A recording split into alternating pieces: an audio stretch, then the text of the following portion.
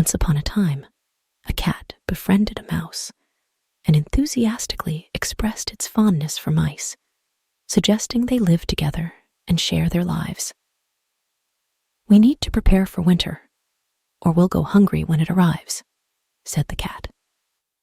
"And as for you, my little mouse, don't wander anywhere.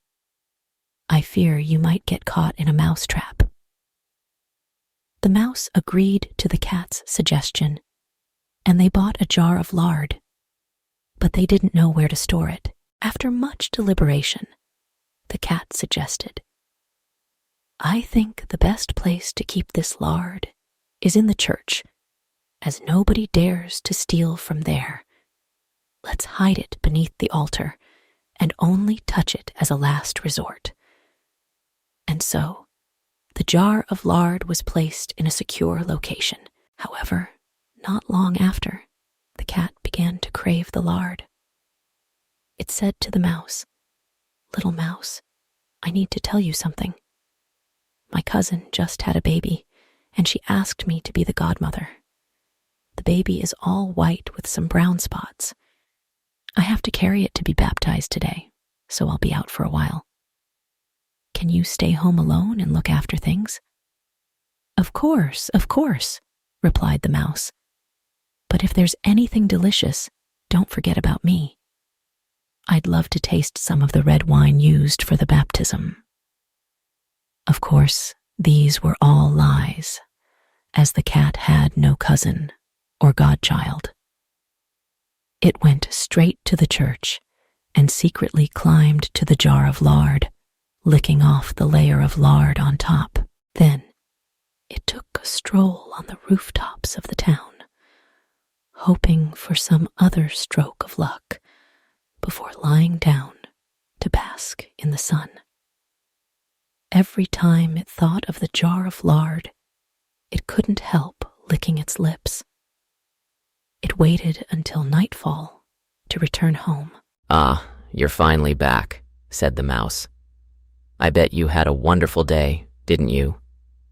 "Everything went smoothly," replied the cat. "What name did you give the child?" asked the mouse. "Half gone," replied the cat coldly. "Half gone," exclaimed the mouse. "That's an unusual name. Do you often give such names in your family?" "What's wrong with that?" said the cat.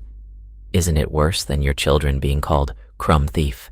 Not long after, the cat again desired the lard. It said to the mouse, "I need your help again. Someone has invited me to be a godmother again, and this time the child has a white ring around its neck. I simply can't refuse."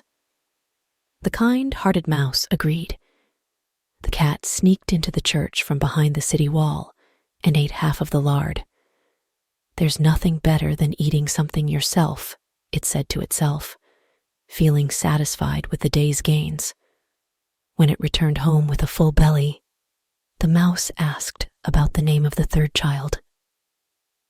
"Eaten half," replied the cat. "Eaten half," exclaimed the mouse. "That's a strange name. I've never heard of such a name before, not even in the calendar."